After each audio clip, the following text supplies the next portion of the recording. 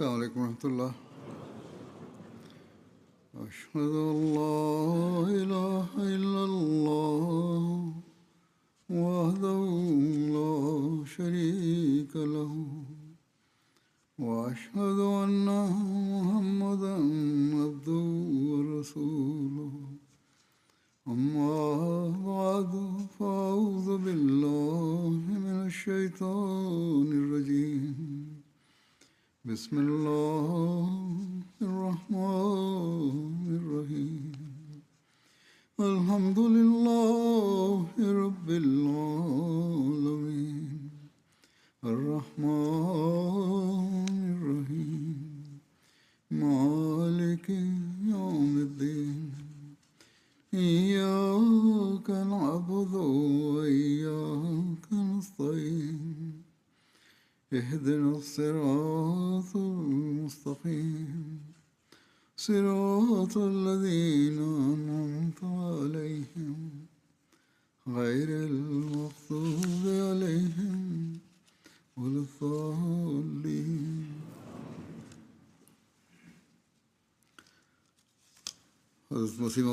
A yau zan zayyano wasu abubuwan da suke nuni da karamci da kyauta da yawan alheri na Masihul Maudu alaihi salam. Kamar yadda Hazrat Sheikh Yakubu Ali Sahib Irfani ya rawaito, ya rubuta cewa karamcin Masihul Maud tamkar kogi ne da baya kafewa, hannayensa kuma tamkar gajimare ne mai ruwan lu'ulu'u. Idan ya fara bayarwa, yakan ci gaba da yi har sai ya yalwata dukkan masu bukata. Wannan halayya tasa kuma takan yawaita a watan Ramadana domin yakan ba masu bukata a asirce. Kai baya shayin ba wa mutane ko da abu da yake da matuƙar ƙima a gurinsa. Wannan kyakkyawar hali nasa ya bayyana a dukkan matakan rayuwarsa, tun ma kafin Allah ya naɗa shi Masihul Ma'ud da Mahadi. Dangane da wannan da yake tuna karamci da kyauta ta Masihul Ma'ud, mun ga yadda Miya Gafara Sahib Abdul Gaffar Kashmiri ya ba da labarin cewa lokacin da ya yi aure, Masihul Ma'ud alaihi salatu wassalam ya ba shi kayan ado guda biyu masu matuƙar daraja domin su taimaka masa ta fuskar kuɗi. Wannan abu ya faru ne tun kafin Allah ya naɗa shi lokacin da yake rayuwa a keɓance.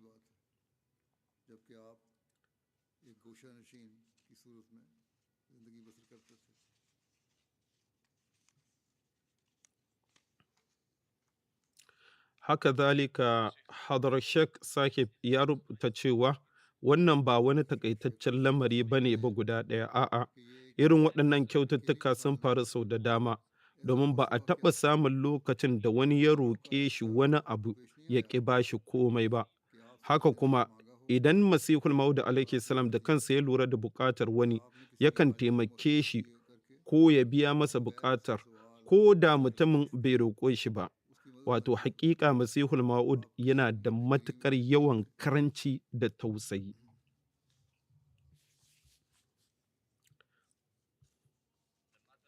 Mahaifiyar Bashir Sahib Batti ta taɓa ba da labarin cewa a lokacin bikin auren Hadarat Amirul Mu'minin, wato Hadarat Khalifatul Masih na biyu Allah ƙara yadda a gare shi, wato Hadarat Mirza Bashiruddin Mahmud Ahmad, akwai wata mata mai kiɗan ƙwarya da ta zo gidan Masihul Ma'ud alaihi salam, tana kaɗa ƙwaryarta, tana fatan za a ba ta wani abu kasancewar lokacin biki ne. Wannan al'ada ce a wancan lokaci. Da Masihul Ma'ud alaihi salam ya ji ƙarar ƙwaryar, sai ya ce, ku gaya mata ta daina kaɗa ƙwarya, sannan ku ba ta abin da take nema. Sai aka ba ta rufi 4 ko 5. Bayan haka sai matan nan da ta ƙara cewa, to lokacin sanyi ne kuma ina fama da sanyi. Sai Masihul Maudu alaihi salatu wassalam ya ƙara ba ta bargo, amma duk da haka dai ya hana ta ci gaba da kaɗa wannan ƙwarya da take yi.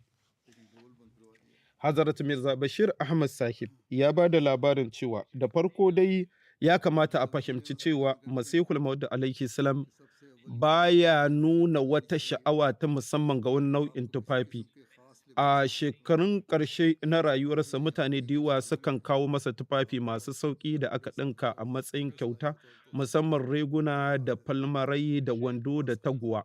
Shek Rahmatullah Sakib na Laho yakan kawo irin waɗannan kyaututtuka musamman a lokacin Idin Layya. Waɗannan su ne mafi yawan tufafin da yake amfani da su. Duk da haka wani lokaci ma yakan sa a ɗinka masa sabbin tufafi, rawaninsa ma da kansa yakan siya ya ɗaura. Kamar yadda ake ɗinka masa haka shi ma yake sawa kuma kaga ya ci gaba da ba da kyauta domin mutane suka roƙa a ba su don neman tabarraki. Wani lokaci ma yakan kai gaba da tufafin da yake sanye da su a matsayin tabarraki, sannan nan take a sake ɗinka masa wani don ya maye gurbinsu. Wasu masu zurfin fahimta masu kan aiko masa da tufafinsu tare da roƙon Masihul Ma'uda alaihi salam da ya ba su ɗaya daga cikin tufarsa domin su sanya suna neman tabarraki. Hadaratin Mufti Muhammad Sadiq Sakib ya rubuta cewa wata rana Masihul Ma'uda alaihi salam ya taɓa ce masa,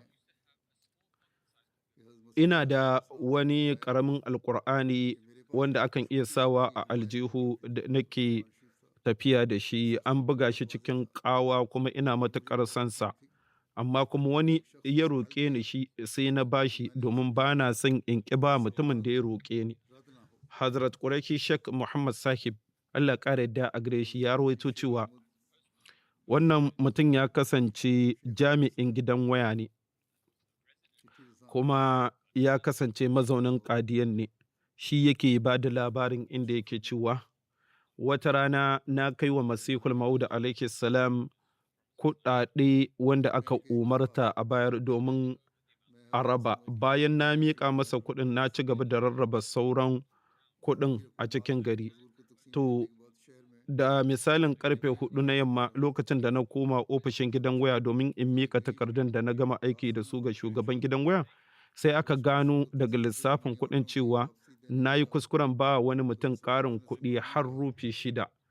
Wannan ya sa ni cikin matuƙar damuwa domin adadin kuɗin da na kai wa Masihul Ma'ud alaihi salam ya yi yawa ƙwarai.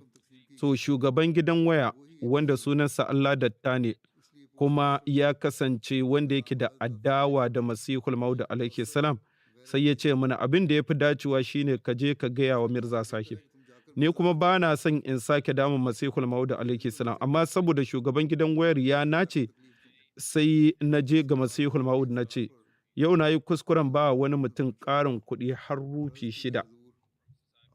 Sai Masihul Ma'ud alaihi salam ya ce, ɗan uwana, ni ban ma san adadin kuɗin da aka bani ba, kuma na riga na raba shi ma a matsayin sadaka, na raba, amma duk da haka kai talaka ne, saboda haka zan baka wannan rufi guda 6, amma daga yanzu ka rinka kula kana taka tsantsan kasancewar ka baka da kuɗi.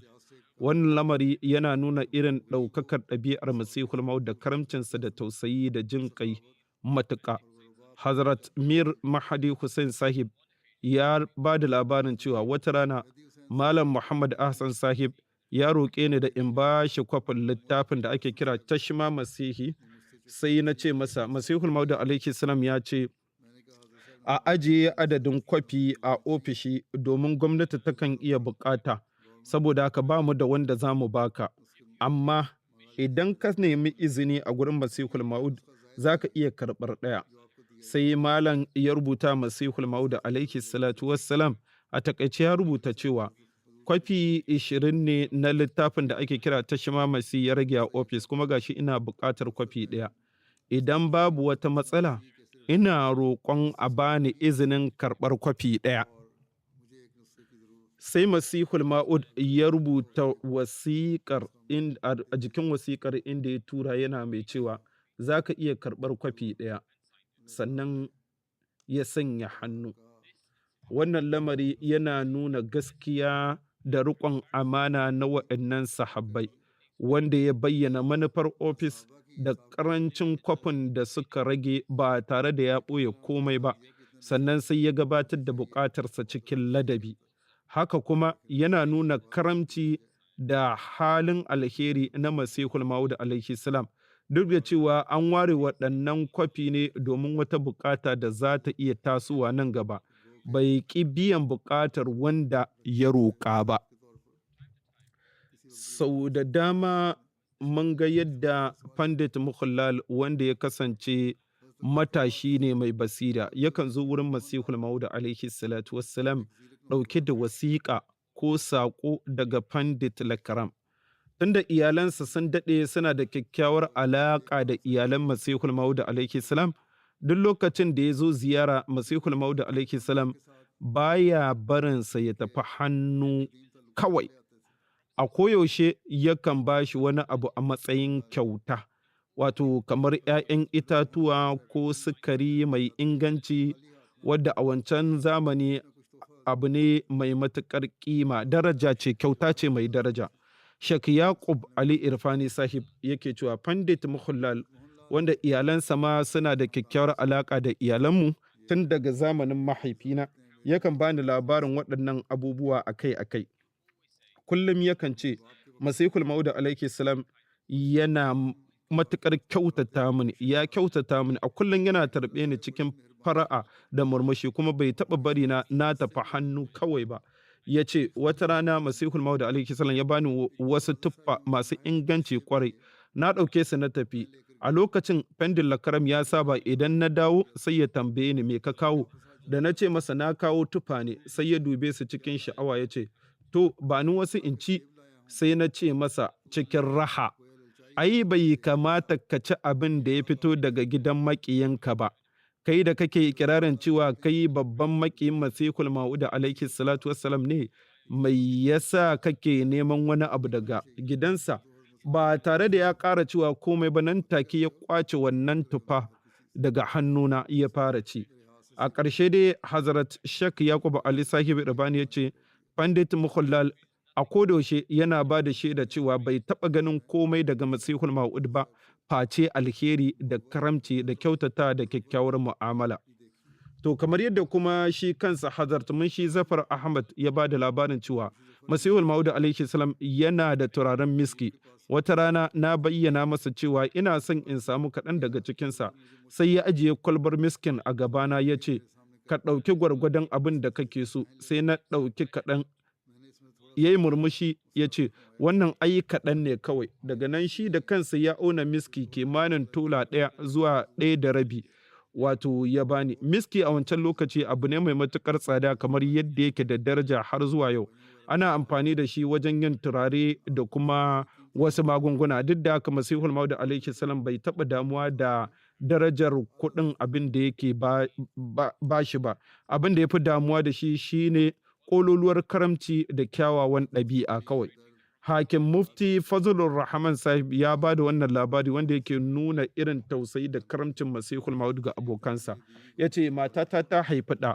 A rana ta 7 bayan haihuwar, wato lokacin sallar magarba, sai ta fara nuna alamomin cutar sankarau.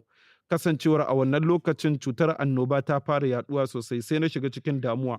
Bayan sallar magarba ne sauri na je wurin Masihul Maud alaihi salam, na bayyana masa halin da matata take ciki. Sai ya ce da alama wannan ita ce alamun farko na wata mummunar cuta, ka hanzarta ka ba ta rati 10, wato inda ya bata wani magani da ake kira asfatido, sannan bayan wani lokaci ka dawo ka gaya mini. Bayan sallar isha na dawo na ce masa cutar ta ƙara tsananta. Sai ya ce ka ba ta rati 10 na quinine, sannan bayan awa 1 ka sake dawowa ka bani labari. Kada kuma ka yi tunanin zan yi barci, ka kira ni daga matakalar ba tare da jin kunya ba. Bayan awa 1 na sake dawowa na ce ba a samu sauƙi ba. Sai ya ce to ka ba ta ratti 10 na miski. Sai na ce ya Masihul Maud, a irin wannan dare daga ina zan sami miski? Masihul Maud alaihi salam ya shiga gida, ya fito da ɗan miski mai yawa a tafin hannunsa ya ce wannan zai isa rati 10. Sai na ce ya Masihul Maud, wannan ma ai ya fi haka. Sai ya ce ka tafi da shi, zai sake amfanar ka a gaba. Sai na tafi na auna rati 10 na bata. Bayan awa guda na sake dawowa na ce masa yanzu fa lokacin ma yanayinta ya ƙara muni. Sai Masihul Maud ya ce to ka bata wannan maganin na kastro. Wato dai Masihul Maud ya ci gaba da sauya maganin da yunkurin ceton ranta. ba da jimawa ba sai ta yi amai, sannan amai a irin wannan cuta ana nufin muni kenan. Nan take kuma idanta ya fara gushewa ta kasa magana, numfashinta ya yi sama-sama, sai na koma ga Masihul Maud na ce masa yanayin tafi yanzu ya munana, yanzu da wuya take iya numfashi, wuyanta ya karfafa, soma wannan ita ce alamun wannan cuta, yanzu ba ta iya gani, ba ta iya magana da sauransu. Sai Masihul Maud alaihi salam ya ce, mun yi amfani da dukkan hanyoyin magungunan da duniya ta sani, yanzu hanya ɗaya ce kawai ta rage, ita ce addu'a. Ka koma gida, zan duƙufa da kaina cikin addu'a sai Allah ta'ala ya ba ta lafiya. Wannan yana nuna irin tausayi da jin kan da Masihul Maud yake da shi. Hakim Mufti Fadlur Rahman ya ci gaba da cewa, da na ji wannan magana sai na koma gida na ce wa matata, yanzu kada ki da ƙara damuwa, wanda ya ɗauki alhakin lamarinki shi ne ya karɓi kula da ke. A lokacin karfe 2 na dare na barta a wannan hali, na shimfiɗa gadona a ɗakina na gaba na kwanta na bacci. Tunda Masihul Maud ya ce zai yi addu'a, babu abin da ya rage a gare ni in yi. Da safe sai na farka saboda ƙarar kayan girki.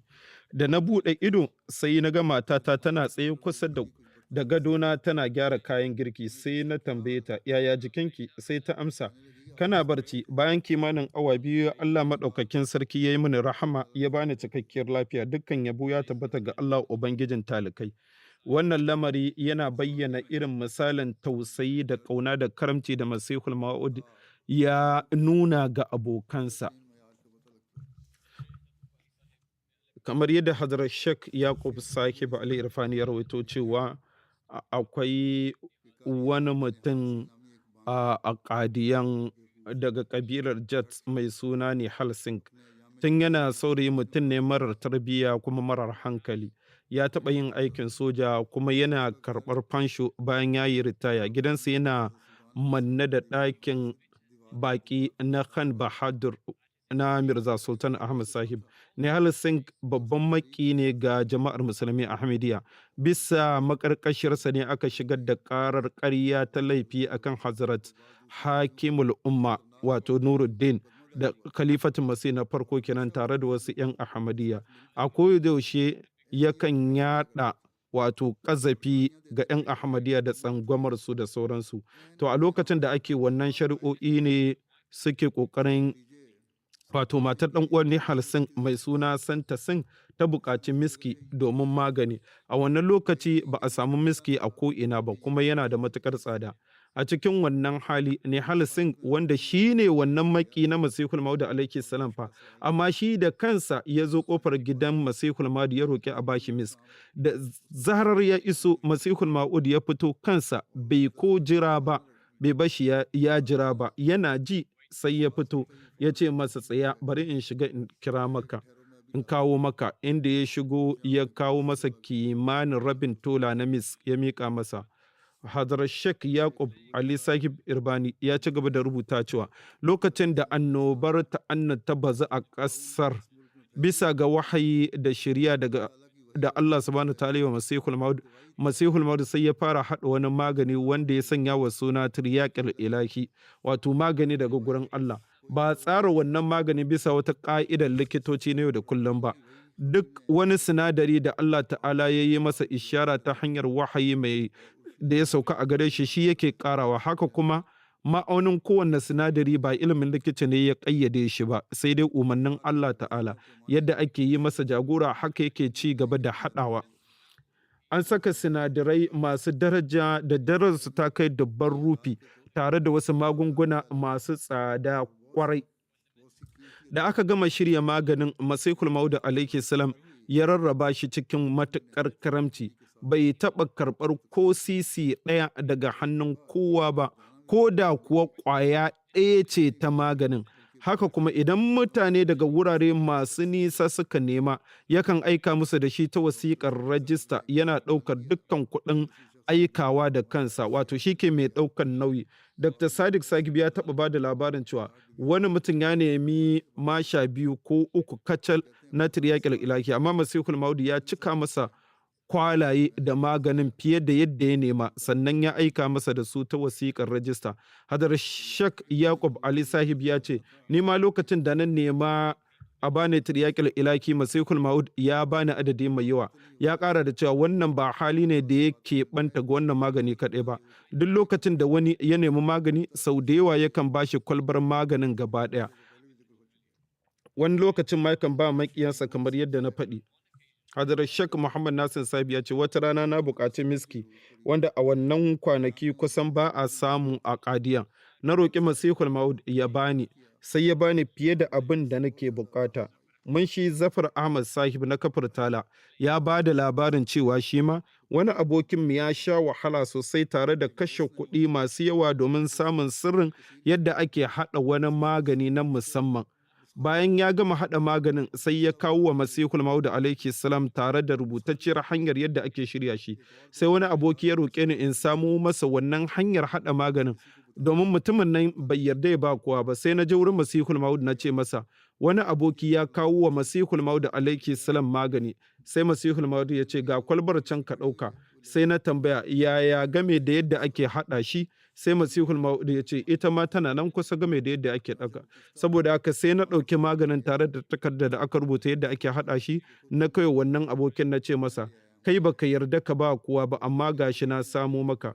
Da wannan aboki ya je wurin Masihul Maud sai ya ce, ya Masihul Maud, ya ka ba da sirrin ga wani? Masihul Maud ya ce, ya zo ya riƙe ni, saboda haka na bashi. Sannan ya ce wa mun shi Zafar Ahmad Sahib, har ila yau muna da littafin bayanan magunguna na mahaifina. Idan kana son hanyoyin haɗa magunguna, zan baka wannan littafin nan. A cikinsa akwai magunguna masu kyau kwarai, ka tafi da shi. Sai mun shi Zafari Sahib ya ce daga baya bai sake tuna ya karɓi wannan littafin ba, duk da cewa Masihul Ma'ud ya ce zai ba shi. Hazrat Mufti Muhammad Sadiq Sai ya rubuta Masihul Ma'ud wasiƙa yana cewa, saboda ciki da matata take ɗauke da shi, an daɗe ana fama da matsala a gidana, har ya zama ba za a iya dafa abinci ba. Ana iya samun wanda zai gasa burodi, amma dafa miya ko sauran nau'ukan abinci yana da wahala. Saboda haka ina roƙon cikin girmamawa cewa na ɗan wani lokaci a yi mini tanadin da za a rika aiko mana da miya daga gurin dafa abinci. A matsayin amsa ga wannan wasiƙar, Hazrat Mufti Muhammad Sadiq Sakib Masihul Ma'ud ya rubuta wa miyan Najimuddin Sahib, wanda yake kula da wurin dafa abinci, yana cewa a rika ba Mufti Sahib miya mai kyau daga wurin dafa abinci. Wannan ya nuna irin kulawa da Masihul Ma'ud yake yi wa abokin aikinsa. Tawagar da za ta je Nisibis, Hazrat Muhammad Ismail Sabi ya ba da labarin cewa wata rana Masihul Ma'ud ya yi niyyar aika wata tawaga zuwa Nisibis domin bincike kan wasu bayanai da suka shafi Annabi Isa. Tawagar ta kunshi Mirza Khudabak Sahib da Malam Kutubuddin Sahib da kuma mahaifina Miya Jamaluddin Sahib. An zaɓe su ne ta hanyar ƙuri'a. Masihul Ma'ud ya ba kowanne ɗayan su rufi 50 domin su tanadi tufafi da sauran abubuwan tafiya. Haka kuma ya shirya musu taron bankwana. Sai dai daga baya, saboda wasu dalilai, an soke wannan tafiya. Bayan an soke ta, mahaifina ya je domin ya mayar wa Masihul Ma'ud rufi 50 ɗin. Sai Masihul Ma'ud ya ce, abin da muka taɓa ba wani ba ma sake karɓarsa. Da mahaifina ya dawo gida, sai ya bani labarin wannan al'amari. Hazrat Malik Gulam Hussain Sahib ya rawaito cewa taron Jasar Salana, ko dai ta 1894 ko 1895, Husamuddin Sahib Sialkoti ya halarta. Mutum da ya kware a wajen girki, shi ma ya sharhi game da Masihul Ma'ud, inda yake magana game da wani abinci da ake kira shabdik. Wani nau'i na abinci ne da ake haɗa shi da 'ya'yan itatuwa da nama da sauransu da sinadarai, sannan sai a dafa shi da daddare. Masihul Ma'ud ya kira ni ya ce, ku sama masa dukkan kayan girkin wannan abinci saboda yana da sha'awa. Saboda haka sai aka sama masa abinci, wanda kuma aka samo shi daga Batala. Kusan yammaci aka samo masa tukwane guda 4 da ya ɗora a wuta. Haka kuma aka siyo shinkafa mai yawa. Da safe, inda aka ciyar da baƙi da irin abincin da Sayyid Hamuddin Sahib ya tsara.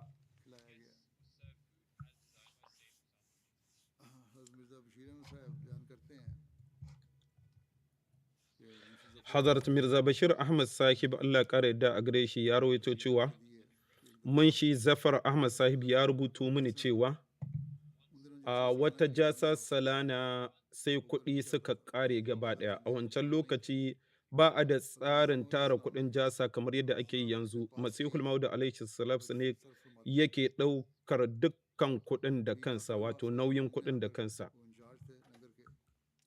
To a wannan lokacin marigayi Mir Nasir Nawab Sahib shine mai kula da wajen dafa abinci. Ya zo ya ce yanzu fa babu abin da za a ciyar da baƙi, wato yanzu dai an gama kashe wannan kuɗi, sannan kuma kayan girki sun ƙare, yanzu babu abin da za a ciyar da baƙi. Masihul Maud alaihi salam sai ya ce je ka karɓi kayan ƙawa daga gurin mai ɗaki na wanda za ka siyar domin ka je ka ciyar da baƙi, wato domin a samu abin da za a ciyar da baƙi. Saboda haka ko dai aka siyar da wa'annan kayan aro ko aka ba da su jingina inda aka kawo abinci. Bayan kwanaki biyu sai Mir ya ƙara cewa yanzu fa har yanzu babu kuɗi, wato ma'ana dai wannan kuɗi da aka samu daga wa'annan kawan ƙawa babu su, sun ƙare. Me za a yi? Masihul Maud ya ce yanzu dai gwargwadon iko mun yi abin da za mu yi, ba mu kuma da abin da za mu iya yi. Wa'annan kuma baƙi ne na Allah, sun zo domin Allah, yanzu Allah ne da kansa zai ciyar da su. Mun shi Zafar Ahmad yake cewa washe gari wajen karfe 8 ko 9 wani mai aiki a gidan waya ya zo. Masihul Maud ya sa aka kira ni. Wannan mutum yana da kuɗi a hannunsa wanda ya tattaro daga gurare daban-daban. Kowace jaka tana ɗauke da rufi 50 ko 100. Waɗanda suka turo suka ce ba su damu damar halartar taron jasa ba, saboda haka suka turo domin a agaza a baƙi. Masihul Maud ya karɓi wannan kuɗi, sannan kuma sai ya yi sharhi inda ya ba da jawabi game da tawakkali. Mun shi Zafar ya ce a wannan lokaci akwai wasu mutane da ke tare da su. Masihul Maud alaihi salam ya ce kamar yadda ɗan duniya yake dogaro da kuɗin da ke banki yana tunanin zai iya ɗauka a duk sanda ya zo, haka zalika waɗanda suka yi tawakkali ga Allah sun fi shi yaƙini, kuma domin a duk sanda suke da bukata Allah kai tsaye yake biya musu bukatarsu. Saboda haka da Masihul Maud alaihi salam ya ce wato su ne bakin Allah, sun zo domin Allah, hakika ta yi yayi addu'a kuma ya tawakkali ga Ubangiji da jajircewar Allah zai ciyar da kansu. Hazrat Miyar Rahmatullah Sahib shi ma ya ce Masihul Maud alaihi salam yakan ce fari da yunwa tana yaduwa a ko'ina, amma duk da haka gashin mutane ba su tuba ba. Shekaru 3 aka samu wani annoba da ta yadu a cikin ƙasar. Lokacin fari, Masihul Maud alaihi salam kan ce yanzu an ambata a cikin hadisi cewa za a yi fari a zamanin Masihul Maud alaihi salam. Hadisi na manzon Allah sallallahu alaihi wasallam da alƙawarin Allah hakika sun samu tabbata. Ta can ɓangaren kuma Masihul Maud ya umarci malam, wato Hazrat Khalifatul Masih na farko, cewa gwargwadon iko a siyo hatsi domin a aje. A wannan lokaci Masihul Maud alaihi salam da kansa ya kula da yadda ake dafa abinci, domin akwai fargabar za a fuskanci fari, sai ya umarta da cewa a fara samo hatsi a adana. Sannan sai ya danka wa Hazrat Khalifatul Masih na farko nauyin wannan aiki, yadda za a siyo kai tsaye. To a bisa umarnin Masihul Maud alaihi salam malam ya siyo buhu 30 inda aka aje, wato ba a samu yawaitar gudunmuwa ba. Masihul Maud alaihi salam sai ya siyar da dukkan kayan kawa na matarsa, inda ya ba wa malam Sahib rufi 700. A wannan lokaci rufi 700 maƙudan kuɗi ne. Hazrat Mabi Sahib sai ya tura miyan Najmuddin Sahib zuwa ga ƙauye da ya siyo alkama.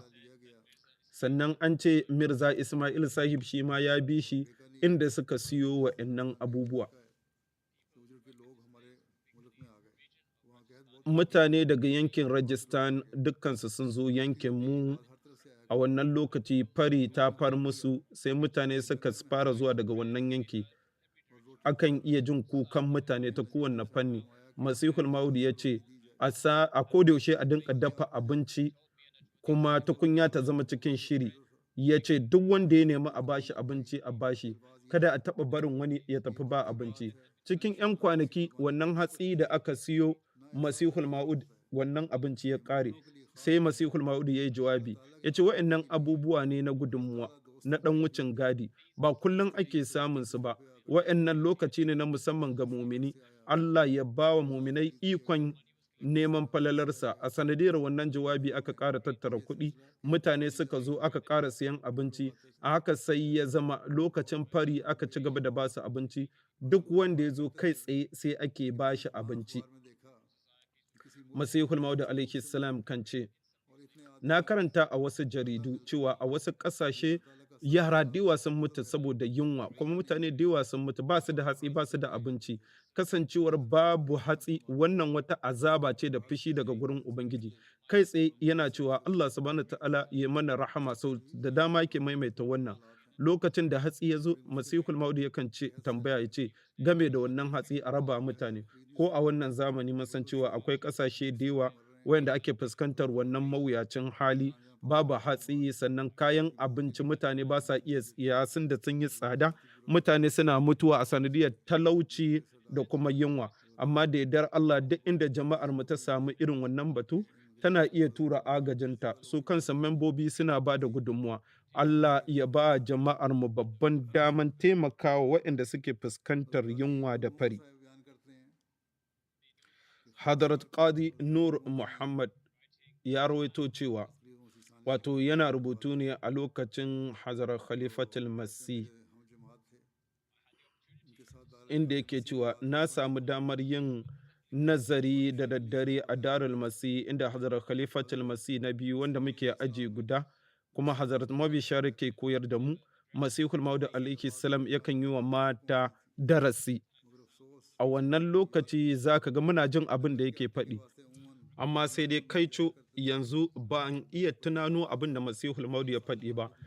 Mafi yawanci Mullah Ahmad Nur shi ke zuwa ya siyo abincin da za a dafa. Idan aka kawo wannan abinci a jaki, Allah yakan bani damar in ɗauki wannan fulawa in kai ta Darul Masih. Wata rana na ga Masihul Maud alaihi salam ya kawo rufi mai yawa a tufarsa, inda ya sanya a aljihun Mullah Ahmad Nur ba tare da ya kirga ba. Wato ya ba shi kuɗi ba tare da ya kirga ba, ya umarce shi ya je ya siyo dukkan abin da ake bukata domin dafa abinci ga baki. Hazrat Miyan Ciraruddin Sahib ya rawaito cewa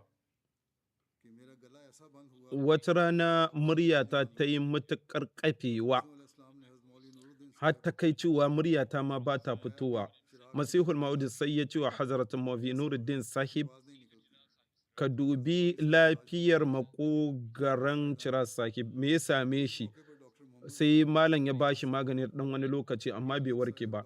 Wata rana da Dr. Muhammad Hussein Shah Sahib da Dr. Yaqub Beg Sahib da kuma Dr. Bura Khan Sahib daga Lahore dukkansu suka taru a guri ɗaya. Masihul Maud alaihi salam sai ya ƙara gaya musu wannan batu, ya ce su bincika mai yasa wannan yaro yanzu ba a jin muryarsa. Dr. Yaqub Beg Sahib ya dubi lafiyar makogarota sai ya ce Masihul Maud idan ya umarta za a yanke wani abu daga cikin makogararsa, wato tamkar dai abu ne da ya ɗan tumɓuso. Masihul Maud alaihi salam bai ce komai bai shiru. Bayan 'yan kwanaki sai ya ce Cira, yanzu mu za mu baka magani da kanmu. Sai ya dube shi a nan sai ya ce za mu sama maka magani, kuma bisa hikimar Ubangiji a wannan lokaci wani malami mai ɗauke da kayan magunguna na gargajiya daga Amritsar ya iso, yana riƙe da kwano da sauransu. Masihul Maud ya buɗe ya dube shi, sannan sai ya ce wannan shine maganin da za ka sha. Wato ya riga ya ce zai kintsa mana magani, amma kuma tamkar an riga an tsara, sai ga wani malamin da ya zo da irin waɗannan magunguna na gargajiya, inda ya zo da irin waɗannan ganyayyaki, inda kuma Masihul Maud ya ce wannan shine maganin. To lokacin cin abinci mutane a wannan lokaci za a sanya masa wato ganyaye 2 ko 3 inda zai ci. Masihul Maud shi da kansa ma yana ci daga cikin wannan abinci. Sai ce a haka sai na samu sauki. A wannan lokaci Masihul Maud alaihi salam sai ba shi dukkan wannan kofi ya ce ka shanye, da ya gama ya warke da yardar Allah. Hazrat Mirza Afzal Beg Sahib ya rawaito cewa na je Qadian a karo na farko ne a 1898.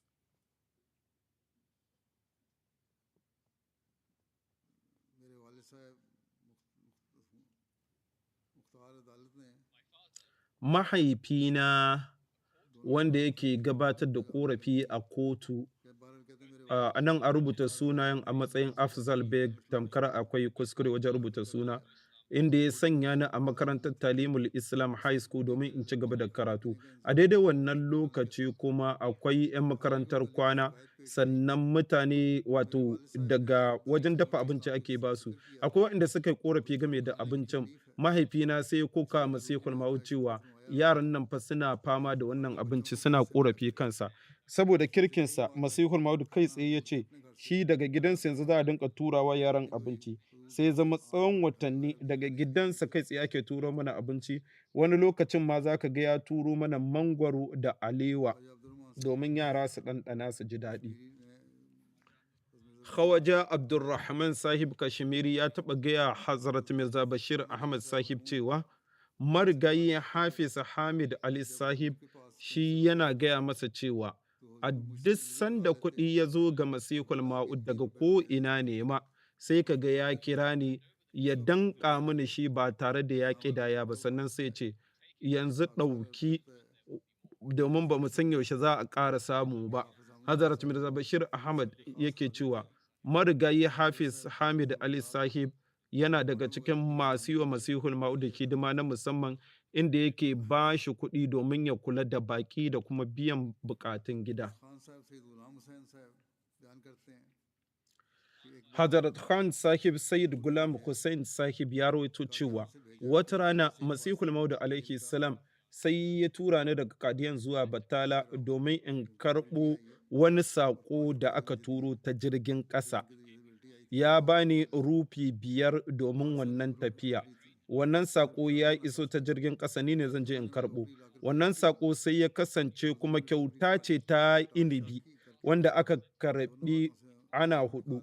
Da na kawo, Masihul Ma'ud alaihi salam sai ya buɗe shi, inda ya damƙo inibi ya bani ya ce ga naka. Da na yi ƙoƙarin mayar masa da canji kusan rufi 5, sai ya ɗauki wannan kwando ya tafi ya ce ai mu ba ma ƙidayawa abokanmu abin da muka tura su. Ya ce ina da shekaru 15 a wannan lokaci.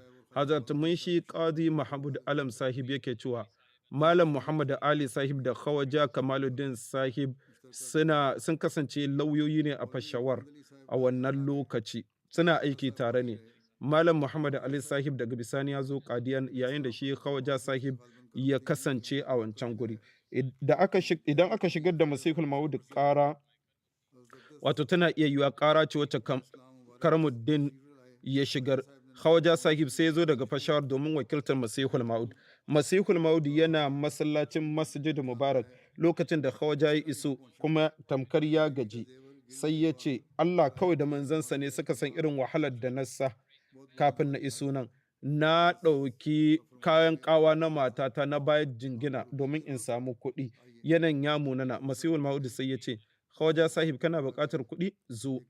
Sannan sai ya tafi tare da Khawaja cikin gida, ya buɗe wani akwati inda ya ciko kuɗinsa da silalla, inda ya cika masa aljihunsa ya ce kana buƙatar ƙari ko ya isa? Khawaja sai ya ce wannan ma ya fi adadin da ake buƙata.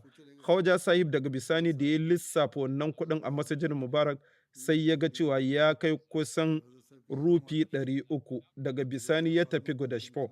Masihul Ma'ud ya ɗebo wa'annan kuɗi ba tare da ƙirgawa ba, wannan kuma ita ce ɗabi'arsa, baya ƙida musu kuɗi domin ya yadda da su. A kowane lokaci da na kasance tare da shi, ban taɓa ganin Masihul Ma'ud ya kira wani ya zo ya ƙidaya abin da aka buƙata ba, duk abin da mutum ya tambaya sai ya bashi. Hadar Shak Yaqub Ali Sahib Irfani ya rawaito yayin da yake tattauna game da karamcin da aka yi wa Khawaja Sahib, sai ke cewa Khawaja Kamaluddin Sahib wanda yanzu ba shi da alaka da jama'ar mu, wato yanzu ya rabu da jama'a, sannan kuma yana da ƙiyayya da adawa ga zuriyar waɗanda ya kyautata masa, wato Masihul Ma'ud alaihi salam ya masa kyauta sosai, amma duk da haka kuma gashi yana gaba da Hazar Khalifatul Masih na biyu wanda ya kasance zuriyar Masihul Ma'ud. Ya kasance ya samu karamci da kyauta da nagarta ta Masihul Ma'ud alaihi salam. Hakika wa'annan abubuwa ne da muka gani sau da dama. Ya samu kuɗi da yawa sau da dama aka bashi. amma duk da samunsu bai taɓa yabawa ba, bai kuma taɓa nuna godiya ba ga wanda ya masa wannan kyauta. Akasin haka sai ka ga yana alfahari da hidimarsa, yana cewa ai shi yana yi wa jama'ar mai hidima sosai. Hadarar Sheikh Yaqub Ali Sahib Irfani ya ci gaba da rubuta cewa sai na ɗauki wannan a matsayin rashin godiya ga wanda yake kautata masa da kuma watsi da ni'imarsa. A wancan lokuta da aka shigar da ƙara game da Malam Karamdin da Agadashpo, yayin da ake wannan tattaunawa sai ya nuna Masihul Maud alaihi salam wasiƙa da aka zo daga gidansa a Peshawar, inda yake nuna matsalar kuɗi da suke fuskanta a gidansa. Kai tsaye Masihul Maud ya ba shi rufi 500, sannan sai ya ce a kowanne wata a dinka ba shi rufi 100. Daga nan kuma ya ci gaba da samun rufi 100 a kowanne wata. Musamman kuma bisa umarni na Masihul Ma'ud, membobi na jama'a sun tara masa kuɗi mai yawa domin gudanar da aikin wannan kotu, wanda aka bawa Khawaja ya kula da shi. Masihul Ma'ud bai taɓa kiransa ya ce zo ya yi lissafi ba. Banda kuma wannan kyauta ta kuɗi da Hazrat Sahib Zada Abdullatif Sahib Shahid ya gabatar da wa Masihul Ma'ud wata tufa ta Afghanistan mai kyau. Khawaja Sahib ya roƙi Masihul Maud da ya bashi domin ya sanya ta idan zai shiga kotu. Yake cewa tabarrakin Masihul Maud zai yi wa mutanen kotun kwarjini. Masihul Maud ya yi murmushi ya bashi wannan kyakkyawar tufa. Wannan kuma abu ne da na tattauna a da, inda na ce wani ya kawo Masihul Maud tufa wacce aka yi ta da fatar dabba, amma kuma tana da matuƙar kima, kuma ko a wannan zamani mun san tana da kima. Lokacin da Khawaja Sahib ya nemi a bashi Masihul Maud kai tsaye sai ya bashi.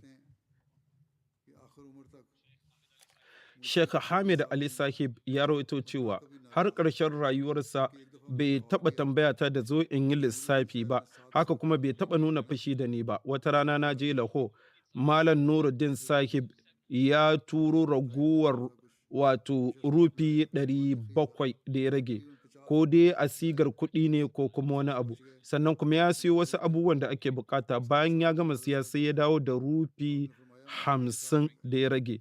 Na gabatar da duka abin da aka siya da su. Masihul Maud ya ce yaushe na taɓa tambayar ka game da abin da aka siya. Hadar Sheikh Ahmad Din Sahib ya rawaito cewa wata rana Masihul Maud alaihi salam ya umarce ni, ya ce ka je gurin Miyan Nabi Bakshaf Sahib a Amritsar. Masihul Maud ya rubuta wasiƙa inda yake cewa ka kai masa wannan wasiƙa, duk abin da ya siya maka ka kawo su kai tsaye washe gari na ɗan samu jinkirta kafin na zo. Wanda yake kula da yi wa Masihul Maud hidima, Miyan Karamdin Sahib ya umarta, aka ce masa ka je da sauri, na tura Ahmad Din zuwa Amritsar har yanzu bai dawo ba, ina fatan komai lafiya. A hanya Miyan Karamdin ya haɗu da ni, ya ce Masihul Maud ya turo ni, ya damu da lafiyar ka, cewa shin babu wani aibi, ka fuskanci kunci? Sai na ce masa ya Masihul Maud ban fuskanci wani kunci ba. Wato jin ma kawai Masihul Maud ya tambayi lafiyata sai ta cika zuciyata da farin ciki. Sannan sai na so na gabatar masa game da abubuwan da aka siya tare da canji. Masihul Maud ya ce me wannan wacce takarda ce? Sai na ce lissafin abubuwan da aka siya ne ga kuma abin da ya rage. Cikin ƙauna Masihul Maud alaihi salam ya ce me ai tsakaninmu da kai babu ƙidaya, kana iya zuwa kai amfani da ragowar kuɗin kamar yadda ka so. Hadar Sheikh Yaqub Ali Sahib Irfani ya rawaito cewa wata rana Hadrat Hakimul Ummat Maulana Nuruddin Sahib ya ranci kuɗi daga gurin Masihul Maud alaihi salam. Daga baya da ya tura masa kuɗin domin biya Masihul Maud alaihi salam sai ya nuna fashinsa, inda ya mayar da ita, inda yake cewa shin kana ware kuɗina da naka ne, kana bambanta naka kuɗin? Hazrat Sheikh Yaqub Ali Sahib Irbani ya ƙara rubuta da cewa bayan Masihul Maud alaihi salam ya da'awar cewa Allah ya naɗa shi, kuma mutane suka samu labarin cewa Allah subhanahu ta'ala ya yi masa bishara cewa sarakuna za su nemi tabarrakin tufarsa, mutane sukan nemi da ya bashi tufarsa, baya taɓa hana kowa. Kai wani lokaci yanayin ma ya kai kawai tufar da ke tare da shi ne a wannan lokaci take tare da shi, duk saurin an riga an rabar. Hadar Sheikh Yaqub Ali Sahib Irfani ya rawaita cewa Masihul Maud alaihi salam ya yarje wa Mir Abbas Ali Sahib da ya riƙe raguwar kuɗin da aka samu yayin da aka siyar da littafin Barakinar Ahmadiyya. wannan yana nuna karamcinsa. Sannan Hazrat Munshi Zafar Ahmad Sahib ya rawaito cewa Mirza Nizamuddin Sahib da Mirza Imanuddin Sahib wa'anda da dangi ne daga Masihul Maud amma kuma maƙiya ne ga Masihul Maud. Amma duk da haka duk sanda suke da bukata ta kuɗi za su je ga Masihul Maud, Masihul Maud kuma zai biya musu bukatunsu. Wata rana sai ke cewa Mirza Nizamuddin Sahib ya tambayi Masihul Maud a gabansa da ya ba shi rufi 50. Kai ɗaya Masihul Maud alaihi salam ya umarci Hafiz Hamid Ali Sakib da ya ba shi wannan kuɗi. Hazrat Mirza Bashir Ahmad Sahib ya ce, Dr. Mir Muhammad Ismail Sahib ya gaya masa cewa a zamanin Hazar Khalifatul Masih na farko, Abdulmuki Sahib wani balarabe ya taɓa gaya masa cewa me mutum zai faɗi game da kyautar Masihul Maud alaihi salam. A zamaninsa ban taɓa fuskantar wani kunci ba, duk sanda nake buƙatar wani abu zan tambaye shi kai tsaye ba tare da shayi ba, kuma zai bani fiye da abin da nake buƙata, kuma kai wata rama yakan wadata ni daga kansa. Bayan wafatin Masihul Maud alaihi salatu wassalam, ko da yake Hazar Khalifatul Masih na farko shi kansa ya shahara da kyauta da karamci, amma ba kai ya biya bukata ta kamar Masihul Maud ba. Bayan na fuskanci kunci sai na ce hakika ka zama khalifa na Masihul Maud, amma har yanzu baka kai Masihul Maud wajen karamci ba. Masihul Maud alaihi salam kam yi min abu kaza da kaza. Da ya samu wasiƙa ta Hazar Khalifatul Masih na farko sai ya taimaka mana da kuɗi, kuma yake cewa duk da haka dai wannan mutum ya cewa na rantse da Allah babu kamanci tsakanin Masihul Maud da wani, babu wanda ya kamance shi. Wata rana wata mata talaka ta saci shinkafa daga gidan Masihul Maud, mutane suka kama ta ana ta korafi. Masihul Maud yana aiki a gidansa, amma da ya ji wannan iko sai ya fito ya ga wata talaka tsaye da ɗan kwanon shinkafa a hannunta. Da Masihul Maud ya binciki abin da ya faru, sai ya dubi wannan talaka ya tausaya mata, sannan sai ya ce wannan mata fa talaka ce kuma gashi ta kusa mutuwa da yunwa, saboda haka ku ƙara mata shinkafa sannan ku yi riko da siffar Ubangiji ta sattar ku rufa mata asiri. Bayan ya kawo wannan batu, Hazrat Mirza Bashir Ahmad sai yake cewa idan mutum ya duba abin da ya faru, wani kan iya yanke hukunci cewa ai wannan ana ƙara ingiza ta ne zuwa ga sata, amma mai hikima zai san cewa kasancewar abin da aka sata na Masihul Maud ne, kuma wanda ya sata ɗin mata ce mai yunwa, wannan ya bai zama goyawa ɓarawo baya ba, ana iya ɗaukarsa a matsayin taimakawa mabukaci, domin hadisi ya tabbata cewa irin wannan mawuyacin hali manzala sallallahu alaihi wasallam bai riki irin wannan mutum a matsayin ɓarawo ba, musamman wanda yake cikin wahala, akasin haka yakan suturta shi. Wa'annan su ne fitattun misalai na shugabansa.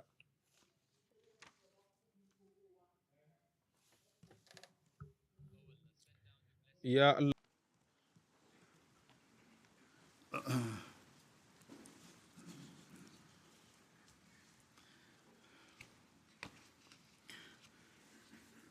الحمد